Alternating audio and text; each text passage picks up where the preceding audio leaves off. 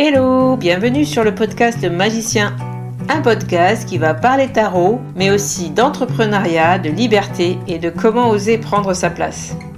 Je m'appelle Fabienne Larnicole, je suis formatrice et coach. J'utilise le tarot comme outil de compréhension de soi et de communication avec l'invisible. Je le transmets à travers mes accompagnements et mes formations. Sur tous ces sujets, je te dévoilerai les coulisses de mon métier et comment le tarot m'a aidé à avancer dans ma vie et à libérer mon potentiel. J'espère que tu pourras y trouver des clés pour vivre ce qui t'inspire. Chaque semaine, seul ou avec mes invités, nous allons explorer ensemble les enseignements du magicien. Alors si tu es prêt ou prête à me suivre, installe-toi et c'est parti pour l'épisode du jour. Bonjour à tous et bienvenue dans cette nouvelle chronique sur le magicien. Aujourd'hui, nous allons réfléchir à la pratique du tarot d'un point de vue un peu différent pour continuer à challenger l'image qu'on s'en fait en général. Déjà, le grand public se fait encore souvent l'idée que celui qui tire les cartes est dépositaire d'un savoir supérieur et qu'il faudrait l'écouter, ce qui peut conduire à une soumission un peu dangereuse. Il me semble que tout le travail qu'on fait, que ce soit en tarot psychologique ou en bon divinatoire, c'est justement remettre cette idée-là en question. Mais il y a encore un peu de travail pour la rendre vraiment mainstream. Donc, dans cette optique-là, c'est une personne qui parle et toi t'écoutes, ce qui est pas particulièrement équilibré. Ensuite, en tarot, on va dire initiatique, on se fait l'idée d'un long chemin de découverte de soi, qui se fait au travers de l'étude et de la méditation sur les cartes, c'est-à-dire vraiment un travail d'ermite, en introspection dans son intimité. Et en tarot psychologique, on fonctionne souvent de la même façon, c'est-à-dire en utilisant les cartes comme un support de travail sur soi, par exemple en les utilisant comme un déclencheur de journaling ou comme un support d'introspection. Donc dans tous ces cas de figure-là, c'est une image assez solitaire. Et moi, j'ai un retour que je reçois 100% du temps de la part de ceux qui apprennent à tirer les cartes. Quand on est ensemble, on constate que tout est facile, alors que quand on est tout seul chez soi face à son jeu, c'est difficile. Il y a des cartes qui bloquent, on peut être un peu frustré, on peut perdre confiance en soi et on risque de perdre confiance en son jeu. Alors je vous propose de réfléchir un petit peu aujourd'hui aux différentes pratiques que l'on peut avoir avec les cartes. En d'autres termes, la question que j'aimerais bien poser, c'est le tarot, c'est un jeu à combien de joueurs en fait ? Alors d'abord, regardons un peu comment ça marche quand il y a qu'un seul joueur. Donc on peut se dire c'est comme une partie de solitaire quand on joue aux cartes. Et le fait qu'il y ait qu'un seul joueur, ça se fait à mon avis dans deux situations. D'abord évidemment c'est celle où on est tout seul chez soi à se tirer les cartes, parce que on a envie de travailler sur soi tranquillement, parce que on s'est fait un safe space. C'est un vrai moment pour soi où on n'est pas obligé, par exemple, de gérer l'émotionnel de quelqu'un d'autre, où on a le droit de penser qu'à soi et où on est suffisamment tranquille pour pouvoir réfléchir.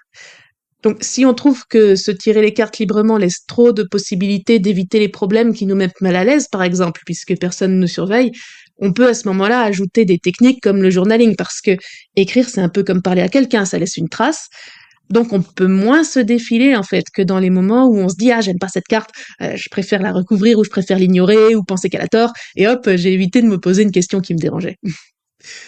Donc, on voit dans cet exemple que si on n'ajoute pas une technique créative supplémentaire comme le journaling, il y a quand même, quand on est tout seul, un peu de risque de pas aller jusqu'au bout des opportunités que peut nous proposer le tirage. Parce qu'en fait, personne n'est là, j'ai envie de dire, pour nous surveiller ou pour nous tenir la main. Et surtout, quand on est tout seul chez soi aussi, c'est là qu'on peut bloquer, sévèrement. Parce que quand on est tranquille sur son lit, par exemple, il y a une carte qui sort, et c'est une carte positive qui arrive dans un emplacement horrible, du style ton problème ou ton défaut ou ce que tu dois arrêter de faire. Ou alors on a une carte horrible qui sort à un emplacement positif, du style ta force c'est le 3 d'épée, ce qui te fait du bien c'est la maison Dieu, etc. À ce moment, on se retrouve à se torturer les méninges et on a beau faire des efforts, on voit pas quoi. Et c'est là qu'on trouve que le tarot, c'est pas évident. Donc, évidemment, c'est un outil de réflexion. Donc, ça doit nous faire réfléchir. Donc, on ne peut pas juste trouver les réponses immédiatement sans réfléchir. Ça tombe sous le sens. Mais quand même, il faut reconnaître que des fois, on a beau réfléchir, c'est vraiment difficile, on voit pas, quoi. Et c'est là que beaucoup de ceux qui étudient le tarot risquent de perdre confiance. Donc, lire tout seul chez soi, c'est bien, ça marche bien, c'est un bon outil, mais il y a cette difficulté-là qu'il faut réussir à surmonter. La deuxième situation où on a l'impression que le tarot est un jeu à un seul joueur, à mon avis, c'est dans les consultations un peu à la Madame Irma. Et c'est-à-dire ce que demande le grand public qui pense encore que celui qui sait lire les cartes a accès à une espèce de savoir privilégié qui le rendrait supérieur. À ce moment-là, si on le considère comme ça, celui qui officie avec les cartes va dire leur message, c'est un peu comme s'il le channelait, et l'autre il écoute le message, c'est-à-dire qu'il ne joue pas. Être spectateur, c'est pas être joueur. Donc, dans ces situations-là, on a aussi un jeu à un seul joueur, celui qui lit les cartes, et l'autre est spectateur. Donc, heureusement, c'est de plus en plus rare dans la divination moderne, ce type de relation, mais ça existe encore surtout dans l'image que se fait le grand public de la cartomancie. D'un côté, ça peut apporter quelque chose de positif, dans le sens où quand on te dit spécifiquement ce qui va se passer, ça apaise ton angoisse. Et il reste que c'est le type de relation où il y a le plus de possibilités d'emprise. Parce que quand quelqu'un te parle avec l'air d'en savoir plus long que toi, le danger, c'est de donner davantage d'importance à ce que lui il dit, plutôt qu'à toi, tes propres idées et tes propres ressentis. Si on est tout seul avec son jeu, on court quand même le risque de bloquer sur certaines cartes ou de ne voir que ce qu'on a envie de voir. Et si on ne fait qu'écouter quelqu'un qui lit les cartes, on risque de se soumettre à sa parole. Donc c'est pour ça qu'une consultation de bonne qualité, j'ai envie de dire, elle se fait en dialogue. Quand le tirage est une co-construction, quand le client participe à l'histoire en indiquant ce qui lui parle et en indiquant ce qui lui parle pas, alors là, on est vraiment dans un jeu à deux joueurs, on est dans une relation équilibrée. C'est une sorte de ping-pong. Et c'est là que le tirage, à mon avis, a le plus de chances de fournir quelque chose de juste, c'est-à-dire qu'il parle vraiment au client et qui lui donne les clés dont il a besoin pour avancer, parce que ces clés-là, les clés pour une vie personnelle et unique, c'est jamais le praticien qui les possède, jamais. Personne d'autre que vous ne peut avoir les clés pour votre vie. Donc vous, quand vous indiquez au praticien dans votre consultation ce qui vous parle à vous dans ce qu'il dit, ou ce que vous pensez des cartes qu'il vous montre, là, vous lui indiquez le chemin vers vos clés. Et lui, s'il vous écoute, lui, il va vous apporter le fait de prendre conscience de ces clés. Si on vous vend des clés toutes faites, vous êtes certain à tous les coups que c'est une arnaque, parce que quand c'est trop beau pour être vrai, c'est pas vrai. On voit cette sorte de ping-pong aussi quand on partage un tirage de cartes entre amis. C'est pas la peine d'avoir une consultation professionnelle. Donc à ce moment-là, ce qui se passe, c'est qu'entre deux amis, il y en a un qui en demande et l'autre qui propose son aide. Donc celui qui propose son aide va fournir le cadre au tirage, et celui qui en demande, il a un problème que ce cadre va aider à mieux penser. Et là, les deux amis vont utiliser les cartes comme un prétexte, en fait, pour parler des choses importantes dans la vie de celui qui en demande. Et ça va donner des conversations très, très, très profondes et très intéressantes et qui vont resserrer très fort les liens entre les personnes. Et ça va aider celui qui en demande à voir sa problématique d'un autre point de vue. Et à ce moment-là, c'est là qu'on voit la puissance du tarot, parce que votre ami va vous aider à poser votre raisonnement. Mais si on touche à un aspect que vous préféreriez passer sous silence, il va pas vous laisser vous barrer. Donc vous n'allez pas pouvoir éluder comme si vous étiez tout seul, vous n'allez pas pouvoir voir dans les cartes ce que vous avez envie de voir parce que vous n'êtes pas tout seul. Le fait d'avoir un autre point de vue, ça permet de ne pas se laisser avoir par ces mécanismes de défense, donc ça fait un tirage qui est beaucoup plus objectif. Par contre, il faut un cadre éthique très très fort. Il faut que l'ami qui tire les cartes soit bien conscient qu'il n'est pas là pour porter un jugement sur votre situation, parce que celui qui demande de l'aide, il demande pas son opinion. S'il demandait son opinion personnelle, il l'aurait demandé directement, il n'aurait pas besoin de s'embêter avec des cartes. Parce qu'en fait, personne n'a envie d'entendre son ami dire « tu vois, les cartes, elles disent que j'avais raison et que t'as tort, quoi ». Ça, c'est pas intéressant, ça, c'est de la projection. Donc c'est pour ça que ce genre de pratique, le tirage à deux, il vaut mieux ne le faire qu'avec une personne en laquelle on a totalement et parfaitement confiance. Et ça doit être une amitié qui est déjà de l'ordre de l'intime. Parce que le tarot va sortir des choses qu'on dirait pas à n'importe qui, ça va sortir des secrets, ça va sortir des émotions profondes, parfois douloureuses. Et il faut aussi que l'ami qui propose son aide ait confiance en son jeu, parce qu'il faut pas se mettre à bloquer sur une carte pendant que l'autre est dans une énergie émotionnellement chargée. Mais en tout cas, c'est déjà beaucoup plus facile que tout seul, parce que comme l'autre participe au tirage, on a bien deux points de vue. Et quand on est deux à réfléchir à une carte, on a 2 fois plus de chances de trouver l'angle qui fait sens pour cette personne-là dans cette situation-là. En fait, je pense que les personnes qui trouvent plus difficile de tirer les cartes à leurs amis que de se les tirer toutes seules, c'est peut-être dû au fait que leurs amis les mettent dans une position inconsciemment à la Madame Irma, et que les personnes n'ont pas envie de cette position. C'est-à-dire que si les amis ont l'idée du tarot comme un truc magique auquel il faudrait se soumettre, ils vont attendre des personnes qu'elles leur donnent une vérité toute faite et qu'elles s'engagent dans des prédictions, et à ce moment-là, il y a toute une problématique un peu malsaine de responsabilité qui se met en place. Donc évidemment que c'est plus difficile parce qu'on est dans une position qui est pas claire. Néanmoins, quand les choses sont claires pour tout le monde et qu'on est sur la même longueur d'onde, il reste que c'est beaucoup plus facile d'être objectif quand on est à deux que quand on est tout seul. Donc c'est pas que le tarot va plus loin quand on est deux plutôt que tout seul, c'est que c'est plus facile d'aller loin quand on est deux. Mais par contre, dans ces situations-là, à mon avis, il reste encore un déséquilibre, parce que dans la partie à deux, il y a un joueur qui est celui qui expose sa problématique, donc qui se met en vulnérabilité, et l'autre joueur est celui qui analyse la problématique de l'autre, donc qui est en position un peu surplombante, en tout cas qui est moins vulnérable. Heureusement, c'est pas tout ce qu'on peut faire avec le tarot. Il faut se souvenir déjà qu'historiquement, le tarot n'est qu'un jeu de cartes pour s'amuser, et ensuite c'est un jeu à plusieurs, toujours. Les rôles tournent, c'est-à-dire que chaque joueur à tour de rôle va ouvrir le pli pour que les chances soient équitables et que chacun puisse jouer de la même façon que les autres. Et donc ça vaut la peine de se demander si on pourrait pas appliquer ça à la lecture du tarot pour mieux comprendre ce qui se passe entre les gens à ce moment-là. Moi, j'ai lancé des ateliers de pratique en groupe en 2016. Aujourd'hui encore, je continue sous forme de journées de pratique, toujours en présentiel et en petits groupes, justement pour avoir cet effet de jeu ensemble où chacun est égal. Et quand on fait du tarot en groupe, on se rend compte que ça change immédiatement la donne et de façon spectaculaire. Déjà, comme dans le jeu de tarot de base, tous les participants d'un groupe sont égaux. On pose des questions à tour de rôle. Donc, il y en a un qui va vouloir faire un tirage sur tel aspect de sa vie. Tous les autres vont alors collaborer pour lui faire son tirage et pour lui proposer une interprétation, tout en écoutant ses réactions et en affinant leurs hypothèses à partir de là. Mais après, la parole tourne et quelqu'un d'autre va poser une question sur sa vie à lui. Donc, la personne précédente va alors faire partie de l'équipe qui interprète. Donc, on n'a pas l'effet d'une personne qui est par nature en vulnérabilité avec les autres qui en sont protégés, puisque chacun change de place à tour de rôle dans le groupe constamment. Donc tout le monde est égal. Ensuite, comme il y a plus de monde que quand on est tout seul ou à deux, on multiplie les points de vue, et donc les chances de trouver la solution à une carte difficile, elles augmentent de façon juste exponentielle en fait.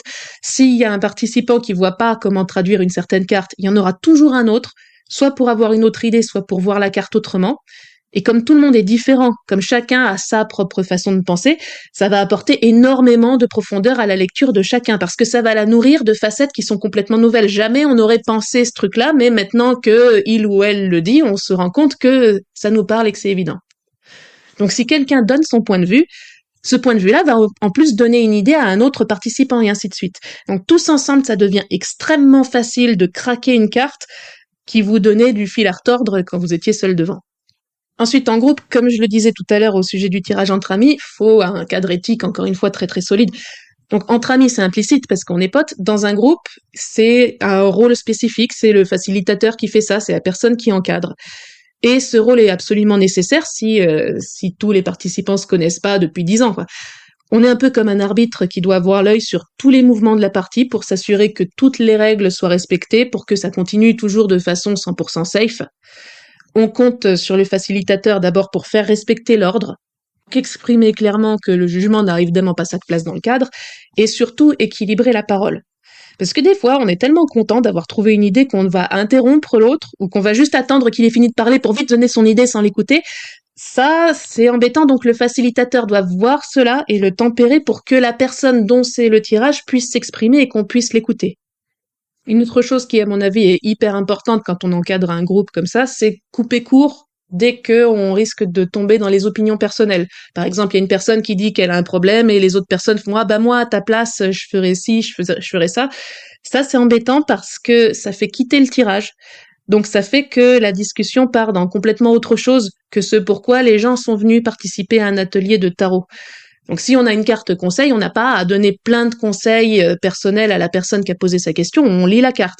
Parce que si on lui dit « moi à ta place, je ferais ci, je ferais ça », ça marche pas trop, vous êtes pas à sa place et ça fait plus longtemps que vous qu'elle réfléchit à son problème. Surtout, elle est venue pour avoir le conseil du tarot et pas tout un tas d'opinions qui peuvent partir dans plein de sens et même si elles sont bienveillantes, ça peut la surcharger.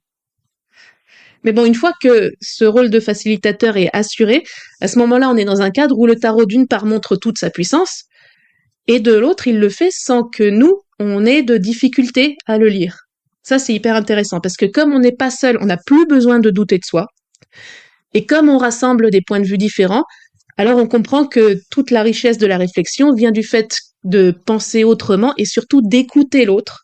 On écoute la personne dont c'est le tirage, on écoute ses réactions, on écoute ses ressentis, Et ça, c'est le contraire, à mon avis, du fait de se soumettre à une doctrine qui dirait « Ah oui, mais le tarot, c'est comme ça et pas autrement, et il faut appliquer ce qu'on a appris, et donc sortir des éléments par cœur sans écouter la personne qu'on a en face. » Ça marche pas. Aussi, une dernière chose, c'est que dans mon expérience, l'ambiance d'un groupe de tarot est jamais ultra sérieuse.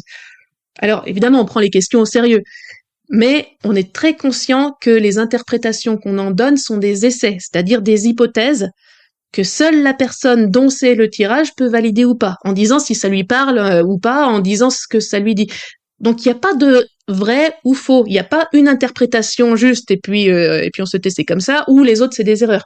Il y a juste un tiens, là je lui ai donné une idée et ça lui apporte quelque chose à elle. Et donc ça c'est une règle du jeu qui garantit d'une part qu'on l'écoute, la personne dont c'est le tirage, donc qu'on évite d'avoir juste les projections des autres sur les cartes. En même temps, ça permet de rester assez léger parce qu'on est sûr que ce qu'on émet, ça n'est qu'une hypothèse et jamais une sentence, ce qui serait angoissant pour tout le monde. Donc ça détend. Et donc comme le groupe est détendu, souvent on a des éclats de rire parce que de toute façon, quand on y réfléchit bien, une bonne interprétation, c'est un mot d'esprit. C'est exactement la même chose qu'une blague parce que c'est trouver le mot juste qui fait sens pile dans cette situation-là à ce moment précis. Donc ça marche comme les blagues. Et même le tarot lui-même peut faire des blagues. Il va pas hésiter à retoquer une idée assez fermement pour nous faire voir que c'était qu'un préjugé, par exemple. Et ça, il peut le faire de façon vraiment, vraiment drôle. À ce moment-là, quand on rigole, on est vraiment dans une posture de jeu. C'est-à-dire, on réfléchit et on cherche à apprendre des choses, bien sûr, mais on le fait avec une certaine légèreté qui nous assure de pas trop nous prendre au sérieux. Et ça, je pense que c'est absolument nécessaire si on veut pouvoir évoluer ou se remettre en question et avoir une attitude juste dans la vie. C'est ce que nous apprend le tarot parce que il nous sert à reconnaître les injonctions et les interdictions qui nous viennent de l'extérieur et il nous encourage à sauter le pas pour suivre nos désirs, même si le reste de la société peut les trouver fous ou déraisonnables. Et si on se prend au sérieux, en fait, c'est qu'on a une posture qui est basée sur la certitude. C'est qu'on a une idée bien arrêtée de qui on est, se prendre au sérieux. Se prendre au sérieux, s'écouter parler, etc. Et cette idée arrêtée, c'est aussi qu'on pense que si on n'est pas sérieux, alors on est idiot. Ça, c'est pas une posture, à mon avis, qui aide beaucoup à évoluer, parce que c'est pas souple. Et surtout, ça n'est pas une posture qui aide à accueillir l'autre. Pourquoi ? Parce que le propre de la rencontre avec l'autre, c'est justement de nous faire découvrir que les autres pensent pas comme nous, parce qu'ils sont pas nous, et que c'est pas parce qu'ils pensent pas comme nous qu'ils ont tort. Puisque, par exemple, ce qui est bon pour moi n'est pas forcément ce qui est bon pour toi, mais il n'empêche que les deux choses bonnes pour toi et bonnes pour moi, c'est deux choses vraies, même si elles sont différentes. Et la posture de quelqu'un qui veut se remettre en question, qui veut évoluer, qui veut découvrir la richesse du monde et la richesse des rencontres, qui veut s'ouvrir à d'autres possibilités que ce qui a été prévu ou décidé pour lui, et quelqu'un qui veut aller plus loin que ce qui est purement raisonnable, à mon avis, c'est pas une posture acceptable pour les gens sérieux. Et c'est pour ça que le tarot commence par la carte du fou. C'est pour ça aussi que les plus belles prises de conscience ont tendance à se faire quand on fait un pas de côté, suite à un signe, ou à une blague, ou à une carte un peu taquine. Et surtout, on est bien plus détendu quand on joue, quand on s'amuse, que quand on essaye de faire le sérieux, parce que plus on s'amuse, plus c'est facile de trouver des idées intéressantes, voire novatrices ou révolutionnaires. Donc vous voyez que je continue sur l'idée que le tarot est un jeu. À mon avis, ça fait pas sens du tout de se prendre au sérieux quand on fait du tarot, ni historiquement, ni dans la pratique. Et c'est pour ça qu'on peut réussir à en faire un espace de liberté, notamment de création artistique, et aussi un espace qui nous ouvre des possibilités qu'on n'arrivait pas à voir jusque-là, mais qui, une fois qu'on a interprété les cartes, nous paraissent évidentes. Donc le tarot est un jeu, mais du coup c'est aussi un jeu à plusieurs. Donc moi, je vous encourage à y jouer en groupe pour avancer sur votre chemin personnel, mais avec le sourire. Donc si vous souhaitez participer à mes journées de pratique, comme c'est en petit groupe, je peux pas les mettre sur Internet en les ouvrant au tout venant, faut vraiment venir me solliciter directement pour être informé. Vous pouvez aussi suivre les actualités du Tarot Festival si vous souhaitez participer à celle que je vais donner dans le Gers à cette occasion. Jetez aussi un œil au coffret 78 tirages si vous avez envie de faire le plein d'aspiration pour vos réflexions entre amis, vous verrez que ça marche bien en groupe aussi. Et moi, je vous dis à bientôt pour une nouvelle chronique sur le magicien. Voilà la fin de cet épisode. Merci de l'avoir écouté. N'oublie pas de t'abonner pour ne pas manquer les prochains. Soutiens le magicien en laissant un avis ou un commentaire sur ta plateforme préférée, Spotify ou Apple Podcast. De mon côté, il me reste à te souhaiter une excellente suite de l'aventure, où que tu sois, on se retrouve très vite pour un prochain épisode. Bye bye!